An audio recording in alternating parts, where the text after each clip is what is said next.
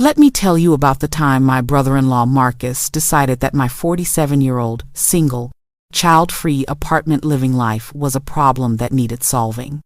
This man took one look at my perfectly happy existence and decided I was a fixer-upper project. What he didn't know, what he was about to learn the hard way, was that I wasn't broken, but his attitude definitely needed some repairs. My name is Vanessa Crawford. This story takes place 5 years ago, but I remember it like it was yesterday. Mostly because my sister Diane still brings it up at every family gathering, and Marcus still gets that look on his face, you know the one, like he just remembered something embarrassing and hopes nobody else does. But I'm getting ahead of myself. Let me take you back to where it all started. It was a Sunday in March. My sister Diane had invited me over for dinner at their house in the suburbs, a beautiful 4-bedroom colonial with a 2-car garage, a manicured lawn, and a kitchen that looked like it belonged in a home magazine. Diane and Marcus had been married for 12 years, had 2 kids, Tyler, 10, and Diana, 8, a golden retriever named Bailey, and what everyone assumed was the perfect life. I pulled up in my 2018 Honda Civic, paid off, thank you very much, and walked in carrying a bottle of wine and my famous sweet potato pie. Auntie V! The kids tackled me at the door like I was a rock star. That's one thing about being the cool aunt. No kids of your own means all your nieces and nephews think you're the best thing since sliced bread. Hey babies, y'all getting so big. Diane came out of the kitchen, apron on, looking like she'd been cooking all day, which she probably had. Girl, you didn't have to bring anything. Yes, I did. You know Marcus can't handle my sweet potato pie. We laughed, but Marcus, who had been watching a game in the living room, came into the foyer with that smile. The one that said he had something to say but was waiting for the right moment. Vanessa, good to see you. How's the apartment? First, red flag. He never asked about my apartment. It's good. Landlord finally fixed the dishwasher. Still renting, huh? He said it casual, but I heard the judgment underneath. Still renting, I confirmed, refusing to take the bait. We sat down to dinner, baked chicken, mac and cheese, collard greens, cornbread. Diane had put her foot in it, as usual. The kids were chattering about school. Bailey was begging under the table. And everything felt normal. Until Marcus cleared his throat. So, Vanessa, Diane and I have been talking. I looked at my sister. She had that face. That I told him not to do this face. Talking about what? About you. And your. Now, I need to pause here and explain something. When a married man uses the word situation to describe your single life, what he really means is problem. And when he says he and your sister have been talking about you, what he means is he's been talking and your sister has been trying to get him to mind his business. My situation? I put my fork down slow. Real slow. Like I was giving him a chance to catch himself before I had to catch him. Your living situation. Your relationship situation. Your life trajectory. Life trajectory. This man really said life trajectory at Sunday dinner. Marcus, Diane warned, but Marcus was on a roll. Look, Vanessa, you're a beautiful, intelligent woman. You're 47. 47 and fabulous, I corrected. And you're still renting an apartment, working the same job you had 10 years ago, and you're not in a relationship. Don't you want more? There it was. That question. Don't you want more? Y'all ever notice how married people with kids and mortgages love to ask single people if they want more? Like we're sitting around in our apartments crying into our wine about how incomplete we are? Let me tell you something, I was very complete. But Marcus was about to find out just how complete I was. More of what, Marcus? A house, a husband, kids, stability, the things that matter. Diane's fork clattered onto her plate. Marcus, I told you. I'm just saying what everybody's thinking. Vanessa, you're running out of time. 47 is not 27, if you want kids. I don't want kids. Or even just a partner. You need to start being more proactive. Which is why I took the liberty of setting you up on a date. The room went silent. Even the kids stopped eating. Bailey stopped begging. You did what? Marcus pulled out his phone like he was presenting a business proposal. His name is Leonard. He's a dermatologist. Divorced, no kids, owns a condo. I met him at the gym. He's perfect for you. Perfect for me.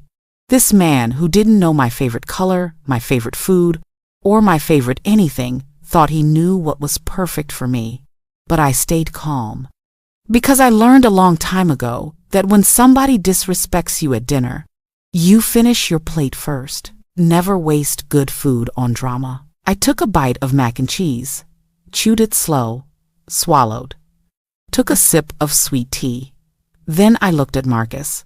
Let me get this straight.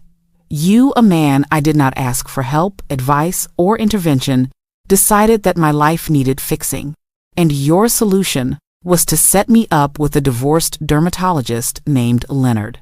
I knew you'd react this way. I'm not reacting. I'm clarifying. Because I want to make sure I understand the level of disrespect happening right now. It's not disrespect, it's concern.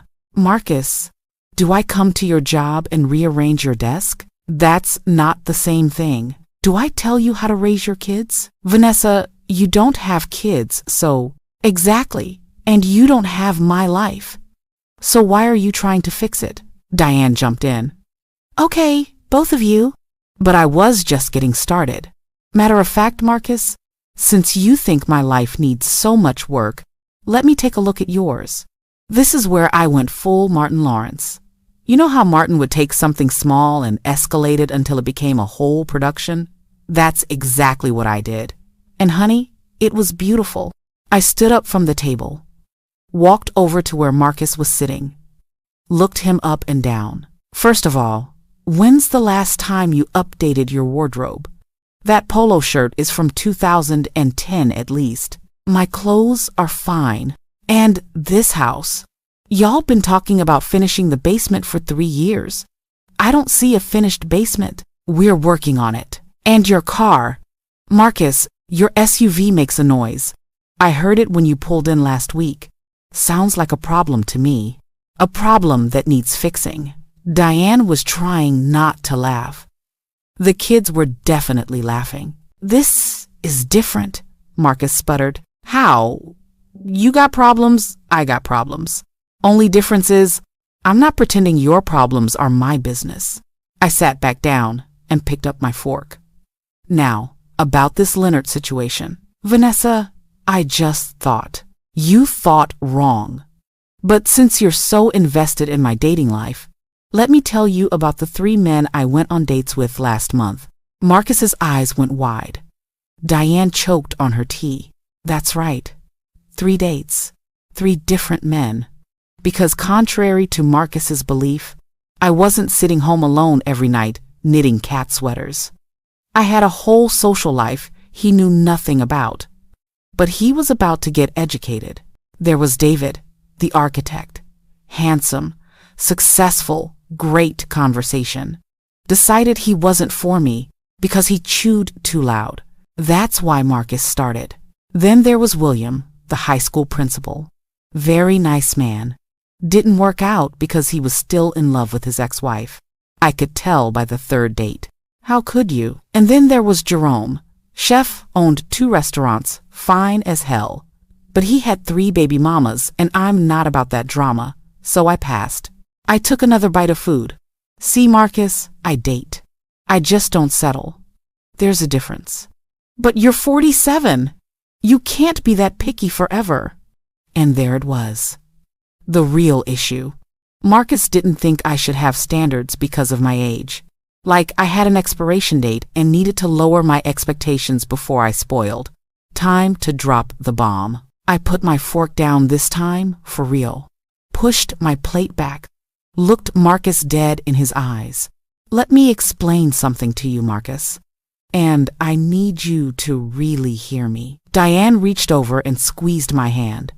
She knew what was coming. I am 47 years old. I rent a 2-bedroom apartment in a neighborhood I love.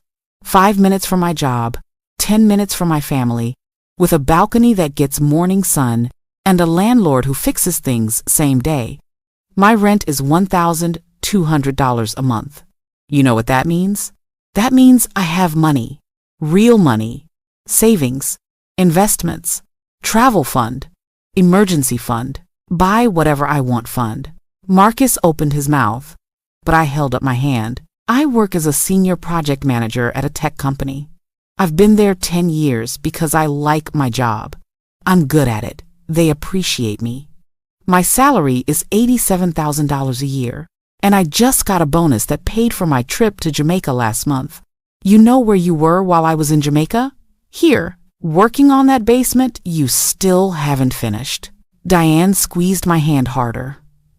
The kids were silent, but they were learning. Good. I don't have kids because I don't want kids. Never did. I love Tyler and Ayanna more than life itself. But when they get on my nerves, I go home, to my quiet apartment, where I can watch what I want, eat what I want, sleep when I want, and answer to nobody. But don't you get lonely? Marcus asked, and for the first time he sounded genuine instead of judgmental. Sometimes. You know what I do when I get lonely? I call my friends, my many friends. I go out, I have hobbies, I have a book club, a wine tasting group, and a Sunday morning run crew. I have a life, Marcus. A full, rich, satisfying life. It just doesn't look like yours. The room was so quiet you could hear Bailey breathing. And as for not being in a relationship, I'm not in a relationship because I haven't met anyone who adds to my life more than they subtract from it. I'm not lonely. I'm selective. There's a difference. I picked my fork back up. Now, do I want to get married someday? Maybe, to the right person. But I'm not desperate. I'm not settling. And I'm damn sure not going on a blind date with Leonard the dermatologist just because you think my life needs fixing. Marcus sat there looking like he'd been hit with a truth bomb, which he had.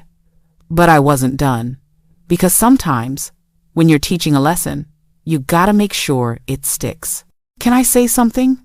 Diane spoke up. Please do, I said. She looked at Marcus. Baby, I love you. But I've been trying to tell you for weeks to leave Vanessa alone. She's happy. She's successful. She's living her life on her terms. But, no buts. You've been projecting. Projecting what? Diane took a deep breath. Your fears. About us. About our life. Now it was getting real. Good times real. When the jokes stop and the truth comes out. What are you talking about? Marcus asked. But his voice was different now. Smaller. You've been stressed about the basement project because it's expensive and we can't really afford it right now. You've been worried about Tyler's tutoring costs and Ayanna's dance lessons. You've been feeling the pressure of being the provider, of maintaining this house, of keeping up with the neighbors. Marcus looked down at his plate. And when you look at Vanessa, Diane continued, you don't see someone who's missing out. You see someone who's free. Free from mortgages and car payments and college savings plans and all the weight you carry. And instead of admitting that, you convinced yourself she must be unhappy. Because if she's not unhappy, that means I made choices that locked me in, Marcus finished quietly. And there it was, the real issue. Marcus didn't think my life needed fixing. He was questioning his own choices and couldn't handle the fact that I'd made different ones and was genuinely happy. That's what this had been about all along. Marcus, I said gently, your life isn't wrong. My life isn't wrong. They're just different. You wanted a house, kids, a wife, stability. You got those things. That's beautiful. I wanted flexibility, freedom, independence, adventure. I got those things. That's beautiful too. But society says a lot of things. Doesn't mean we have to listen. Marcus was quiet for a long minute. Then, I'm sorry. For judging your life. For thinking I knew what was best for you. For treating you like you needed saving when you were doing just fine. Apology accepted. Now apologize for setting me up with Leonard without asking. I'm sorry for that too. I already texted him and said it wasn't going to work out. Good. Because I'm not going on a blind date with a man named Leonard. That's a hard pass. Everybody laughed. The tension broke. Diane started clearing plates. The kids asked if they could have pie. Bailey started begging again, but Marcus stopped me before I got up. Vanessa, can I ask you something? For real this time? Sure. Are you really happy? Like, genuinely? I looked him in the eye. Marcus, I'm not going to lie and say every day is perfect. Some days I do wish I had someone to share dinner with. Some days I see couples and feel a twinge of loneliness. But those days are rare. Most days, I wake up and feel grateful for the life I've built. I feel free. I feel purposeful. I feel like myself. So yes, I'm genuinely happy. He nodded slowly. I think maybe I'm not as happy as I thought I was. Then maybe instead of trying to fix my life, you should work on yours. That dinner changed things. Not immediately, but gradually. Marcus stopped pushing the basement project and started being more present with his kids. He and Diane started going on actual dates again, instead of just talking about the bills. He even apologized to me 2 more times, once in person, once in a long text message at 2 a.m. that I'm pretty sure he wrote after a few drinks. But the real change? 6 months later, Marcus asked me for advice. We were at a family barbecue. Marcus pulled me aside while Diane was helping the kids with the water balloons. Vanessa, can I talk to you about something? Sure, what's up? I'm thinking about making a career change. I raised my eyebrows. Really? Yeah, I've been at the same company for 15 years. I'm good at my job, but I'm not fulfilled. I've been thinking about going back to school, getting my teaching certificate. I always wanted to teach, but I thought it didn't pay enough. Thought I needed to prioritize money over passion. And now I'm realizing that being miserable in a high-paying job isn't actually winning. You were right. Different paths, different definitions of success. So what are you going to do? I'm going to apply to a master's program, part-time, so I can keep working. It'll take 3 years, but at the end of it, I can teach high school history, which is what I actually want to do. I smiled. That's amazing, Marcus. Diane's supportive. We crunched the numbers. Teachers don't make as much, but we can make it work if we make some changes. Downsize eventually, maybe. How do you feel about that? Honestly, relieved. Like I've been holding my breath for 15 years and I can finally exhale. Then you're making the right choice. He laughed. I'm taking life advice from the woman I tried to set up with Leonard, the dermatologist. Hey, Leonard's probably a nice guy. He is. I had lunch with him last week. Mentioned my career thoughts. You know what he said? What? He said he became a dermatologist because his parents wanted him to be a doctor, but he actually wanted to be a musician. He's 49 years old and still wishes he'd followed his passion. Damn. Right. So I'm not ending up like Leonard. Good for you. And Marcus? Yeah? I'm proud of you. For real. He smiled a real smile, not the fake one from that dinner. Thanks, V, and thanks for not letting me fix your life. Turns out I needed to fix my own. That was 5 years ago.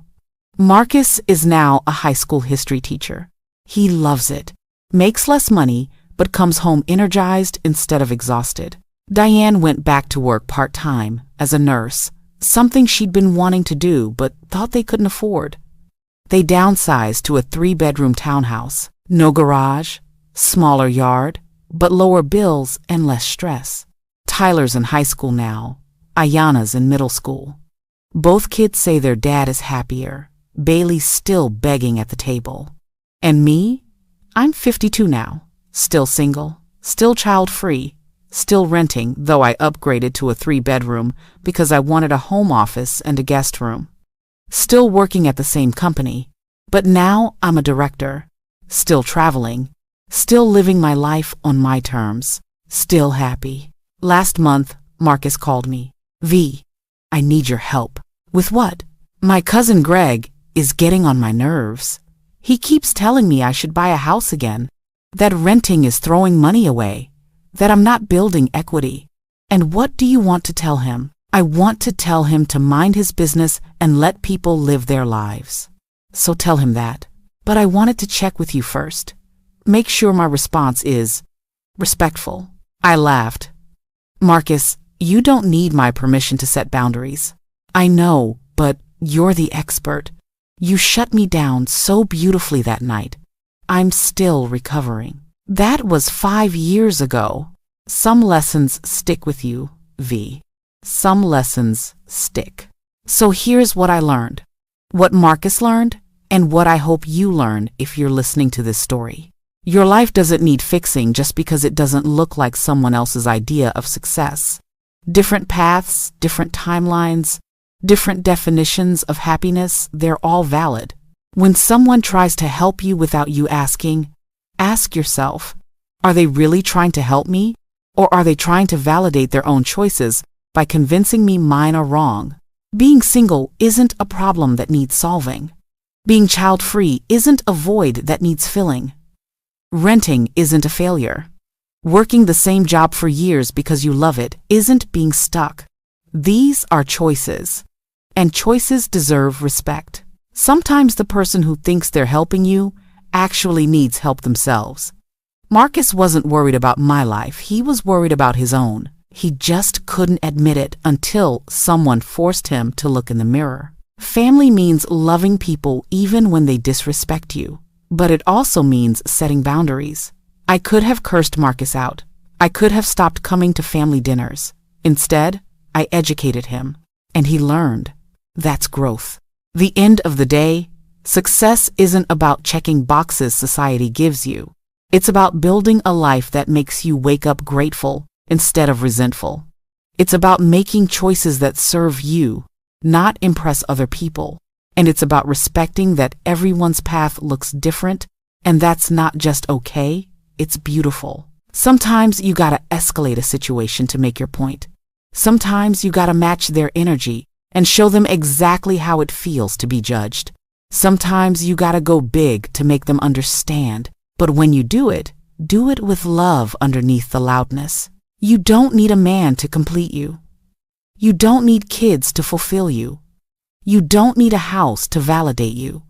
You need yourself, whole, happy, and unapologetic. Everything else is extra. Looking back, this whole situation could have torn our family apart, but it didn't. Because at the end of the day, we loved each other more than we needed to be right. And sometimes, that's the only thing that matters. Life is hard. Bills are real. Pressure is real. The weight of responsibilities is real. But so is joy. So is freedom. So is choosing what matters to you. And there's dignity in every choice, as long as it's yours. So that's the story of how my brother-in-law, Marcus, tried to fix my single life, and I ended up fixing his attitude instead. Was it petty? A little. Was it necessary? Absolutely. Did we all learn something? You damn right we did. And the next time someone tries to tell you your life needs fixing, ask yourself, who gave them the blueprint? Because last time I checked, there's no instruction manual for happiness. There's just you, your choices, and your courage to live with them. And honey, that's enough. That's more than enough. That's everything. Now, if you'll excuse me, I've got a date with a financial advisor named Marcus. Not that Marcus, a different Marcus. This one's 52, divorced, loves to travel, and thinks my renting lifestyle is refreshingly practical. We'll see how it goes. And if it doesn't work out, I'll be just fine. Because I always am. Like this video if it touched something in you. Subscribe if you want to hear more stories about what it means to be human, to be family, and to choose love even when it's complicated. I'll see you next time.